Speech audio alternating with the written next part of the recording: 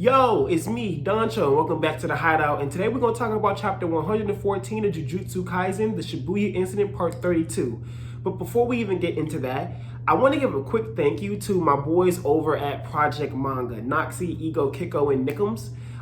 They let me be one of their first guest stars on their most recent episode talking about chapter 114 Jujutsu Kaisen. But they do this awesome podcast called Project Manga, as I said, and they talk about Weekly Shonen Jump. And it's one of the best podcasts, if not the best podcast, for Weekly Shonen Jump. Actually, I'm going to say it's the best podcast for Weekly Shonen Jump. And they're amazing. They let me be on it. And, I am, your favorite below average Jujutsu Kaisen YouTuber, but they let me on with their high production quality podcast, and I really appreciated it. So please check that out. The description box will have the link below. If you did see my Jujutsu X Hunter video with them, which was my video, was actually Andy2Con. If you've seen that was with them. I hope that you did. If not, I'll also put that in the description box below. But please check them out. They're awesome. Sub to them. They just hit 1,000 subs, so get them to the next 1,000. You know what I'm saying? I really do appreciate those guys. And if you are just now seeing this video, you should sub to me and sub to them. And if you already subbed to them and you're just not seeing this video, you should sub to me and like this. But whatever. Let's go ahead and hit the intro.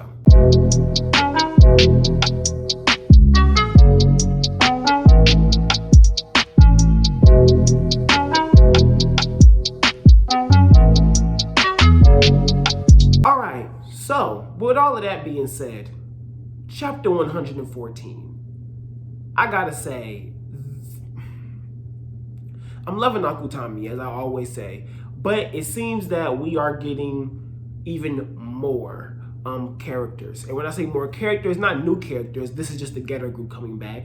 And we have Panda and Kusakabe now coming in. But now we're getting more character interaction. But if we start from the beginning of the chapter, we have Megumi already starting to put those pieces together, starting off from the Toji interaction. And as I was saying in my last video, I was saying stuff like maybe he notices to go back to Maki and them, or he goes to Shoko or whatever, where he seems to notice and already starts trying to put pieces together. He's already thinking to himself, okay, this guy's face has changed, but when he came in, Nobito called him Toji, and then he also reminisces him saying, okay, not Zenin, that's good for you, and then him stabbing himself. So Megumi's already starting to put pieces together, but before he's even too focused on that, he's already thinking, okay, I need to either go to Shoko, and then he says, no, you know what, I need to go check on Maki and them and see how they're doing. Well, before he can do either one of those things, freaking Hup, lame ass, come out of nowhere and stab him from behind. And so I freaking hate that character. And I really, they're just annoying. They're always in the way. They're not doing anything. I was hoping Mahito was going to kill them already, but they didn't. He didn't. But now, I'm sorry, Nanami smacked the shit out of Hup. And we see him currently with Megumi, and his tattoos are gone. Like they're clear now. So we're all assuming basically this is like a one more hit and they're done. So, but my main thing is, where's Nobara? Is Nobara still in that area and Hup left the area and went somewhere else? Am I thinking wrong and maybe Nobara was already in a different area, so Hup was able just to leave even without Nobara being around? Maybe Nobara's on the chase, maybe Nobara's right behind and we just haven't seen her yet, so we get a cool Nobara Megumi team up because he's hurt, and Nobara gets that okay, I'm gonna take you out because I already seen how your ability works and I'm not worried about you no more type of deal. That'd be really awesome as well. I'd really appreciate that. But aside from those type of things, we got Kusakabe and Panda, which I've been asking about for a while now, and if you follow me on Twitter, which you better, at Danchou Hideout, I was waiting for Panda and Kusakabe already, and I was hoping that when we got Panda and Kusakabe, we was going to run into Mahito. We still have not seen Mahito yet, and I'm wondering where he's at. But with this Panda and Kusakabe interaction, we got to get more characterization from Kusakabe, and he's hilarious. Realistic too, to a degree, where he talks about he doesn't want to die, he doesn't want to just go up against these special grades. He's trying to just duck around. He's trying to fool Panda because his Panda doesn't really know Shibuya. He's trying to trick Panda not knowing where to go. They're not trying to go up to B5, stuff like that. But what makes it really awesome is that when Kusakabe eventually, they do run into the Ghetto group, he has a lot of confidence against them. Like, he looks at them and he's all like, this is the people leading the group? Oh, I can stall here for a minute. And I'm like, okay, so like he has confidence in his abilities, at least to some way. Like, he definitely knows how good he is. He has a grasp on his skills, and he is a grade 1 sorcerer. So it makes me wonder if maybe he's worried about special grades, maybe because he doesn't have a technique and he's sometimes at a disadvantage with them, but maybe he's still even able to handle them. You know, I mean, he is, like I said, he's still a grade 1, so I doubt that he's just some weakling when it comes to another special grade. I'm pretty sure he could probably handle his own. But you know, we'll eventually get that. But before we even get into really that type of stuff, we get the ghetto group again. And some people were thinking they were new characters. If you're watching this video and you thought they were new characters, they are from the prequel, Tokyo Metro High School. They are from the prequel with Yuta as the main character, and then we saw the ghetto group, people who started following ghetto, who not started but were following ghetto's ideology when we saw them in that prequel. So seeing them come into chapter 100, more of them coming to chapter 114 is really cool, because originally those two twins were from the prequel if you didn't know them already. And I started to realize that a lot of people did not know about them. So I was like, whoa, okay, you know, let me start talking about the prequel more, and it's a good thing because now volume 0, it has officially been stated by Viz, it's coming, it's being translated, you can pre-order, so do that as well. Viz cut the check. But anyway, when it comes to that, we got to see the ghetto group and actually their ideologies and how they feel and how they move. And so when we're talking about that, we get that split where Namiko and, you know, Namiko and, is that right? Is it Namiko or is it Mimiko? I know one is Mimiko, and one was Namiko Honey. I'm so sorry. I have their names mixed in my head for some reason. But when it comes to the twin girls and men when it uses her phone, we see her that she has such a strong ideology and that she's so in tune with who Ghetto was as a person and who she believes Ghetto was and who Ghetto is and his ideologies. And that the fact that she states that his story and legacy died when he died is kind of crazy. I mean, the fact that she's on the whole, like, okay, he's gone, so there's no point even pursuing this anymore type of deal is wild. And then we have the other two characters, the young lady and the dude with the bandage across his face. We don't have their names yet, if I remember correctly. They talk about how they actually would rather just go with what this fake Ghetto wants to do, get to, and do what they want to do because it will bring about the world that Suguru or Ghetto wanted. But they also state that they don't know his identity or what he really wants, which is very interesting because then it has me thinking, okay, so the girl said they helped, but did they help after seeing a fake dude have his body, or did they help him get the body and then, you know, proceed on? Now I'm starting to think that maybe this fake Ghetto came to his group because he has the memories of Ghetto, found his group and was like, listen, I'm not even going to try to fool y'all. I'm not Ghetto. Or maybe they knew he wasn't Ghetto. They weren't fooled. You know what I'm saying? How Gojo wasn't fooled. And basically, he's like, listen, just help me out with this. This is what I kind of want to do. And it was enough for them to believe that it was, oh, it just hit me. Maybe for the two people who were against the girls in that altercation and the third person, I forgot, Laurel, I believe his name was Laurel, the tall one, because I think we got his name, it was Laurel with the hair, and with the long hair and with the voice or whatever, that Ghetto probably came to them and was like, okay, my ideology is that I want to bring about this cursed world. Right?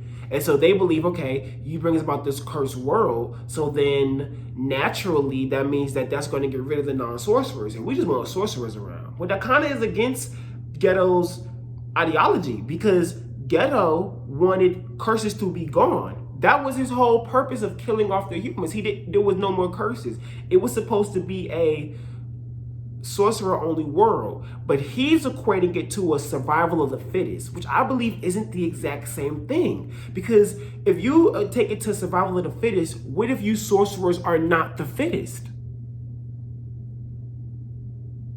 What if these curses kill all of you? That's not what Ghetto wanted. Ghetto wanted curses gone and it really be only sorcerers or people who could control their cursed energy. That way the curses could no longer come about. That was the whole ideology and the springing that he had. So I really disagree with the bandage dude. I don't feel like it's the same at all. I feel like it's very much a difference in what they're doing. And I feel like he's playing you, he's using you and making you think that it's about the same when it's really not. But then how he fools the girls, because the girls are too strongly connected to Geto, is that he fools them by saying, I just want to fuck up Gojo Satoru and bring about a sorcerer controlled world. The spring for them is Gojo. They just want to this could be their chance of getting back at Gojo, locking him up. They can't kill him. They just going to lock him up. I mean, I feel like it works. Right? Now that I'm really thinking about it, that could possibly be how he finessed them. So it'd be nice to get maybe more of a flashback in the future after this arc and figure out how exactly he not only got Geto's body, but then how he coerced them to come onto his side and to help them out. But then beyond that, as I stated, which you need to do, you need to go watch Project Manga or check out their podcast on Spotify. You need to, we got this, Akutami needs to give us these girls' abilities because we haven't got it yet. And since Akutami hasn't given this to us yet, it has me thinking, like I said on the Project Manga podcast, which is why you need to check it out, is that maybe we're going to get more of them. And the boys agreed. Maybe we're going to get more. Maybe we're going to see them come back. Maybe they're not dead yet. Maybe there's something that we're missing. Nicholas brought up something very good on the podcast. He talks about how she doesn't even have to click anything, apparently, when she uses the phone. We saw her just holding it. And her just holding it seemed to her be able to activate her ability when she was getting ready to fight against them. Before Laurel told them, hey, relax, chill out. What are y'all doing? We're still family. And then Miguel even gets brought up. And as we know, Miguel's with Yuta. Maybe I'm wrong. Maybe Yuta might show up. So much is happening and more of the Geto group is showing up that I'm not even entirely sure where we might go anymore. You know, it's reaching a lot of different places. And then when we continue on, after that flashback, we go back to the Kusakabe interaction with them. Oh, and I forgot to mention that Panda says that he smells probably 3 more of them behind them when they first interacted with them, which is very interesting. Who's the other 3? Is there more to Geto's group that we don't know about? I'm pretty sure based on who we saw in the prequel, we have seen now all of Geto's original group. I think we've seen them all, except Miguel actually being around, but we've seen Miguel, like, you know, in a chapter cover. So that's very interesting. And then when we go back to the whole Kusakabe and them interaction thing, and Kusakabe's like, oh, okay, they not really nothing for real. I'm about to get ready to fight. And he does his new shadow style ability, which looks really cool. And he getting on his knees and getting down like that so fast and getting ready to fight. I really want to see how his technique goes off. But then man raises his hand, Bandit Dude raises his hand, and boom, explosion from behind. And who is it? The king himself. Kicking Jogo in the air. And him just standing on debris and is yelling at Jogo. Is that all you got? Cursed spirit? And Jogo is knocked out. Looks like Jogo did not get that hit.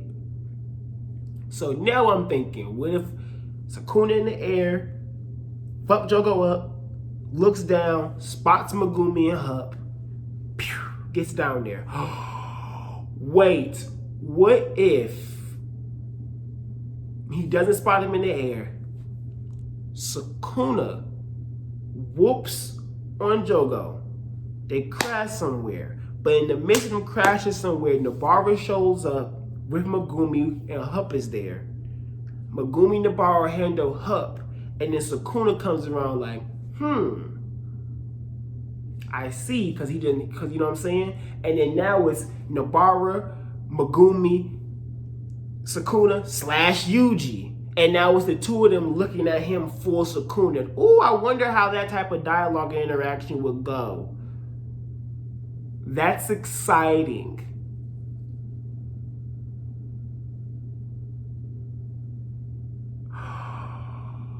What if Sukuna has control long enough to where he makes a contract with Megumi or some type of plan with Megumi and Megumi would help him but for them to get Gojo back. And where is Kokichi? Like I said, where is Mahito? Now I'm in the whole theorizing portion of the video, but it has a league thinking of a lot of things. What if Sukuna runs into Megumi and freaking Nobara? We have the trio. Technically, it's Yuji, Nobara, and Megumi. They're all together. Megumi's thinking how he needs to get the Shoko in them. Because of Makino and the check on them. Or maybe Nobara helps out first and somehow they get to them first, then Sukuna gets to them then on some like, okay, it's a super emergency, not only do we got to get them back to Shoko to save their lives, we got Sukuna here putting pressure on me, plus we got the Get 2 dude out here rolling. May probably taking an L anyway, not even probably, most likely taking an L anyway, so Sukuna's probably going to be their last ability to be able to save Gojo.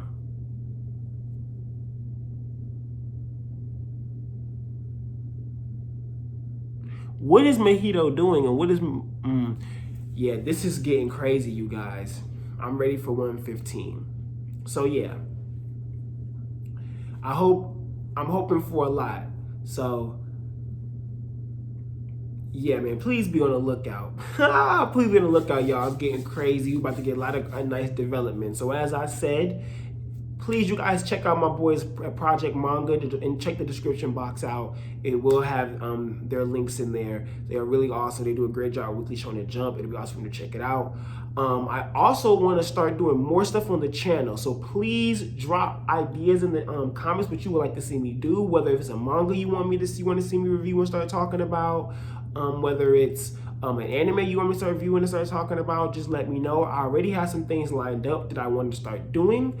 I'm just now starting to get in the ability to be able to do those. So just let me know, you guys. I have a lot planned out. I want to get a lot more content out there, a lot more things people to check me out for and know me for. So as you guys know, it's me, Danchou. Thank you guys so much for coming to the Hideout. I really do appreciate you guys. If you like this video, hit that like button. If you dislike this video, hit that dislike button. If you, like I said, if it's ever anything I missed and you want me to talk about, please say it in the comments. I love it when you guys comment and tell me things. I love talking to you guys. I think you guys are awesome when you guys do comment. So, all is fair in love and war. It's me, Danchou, and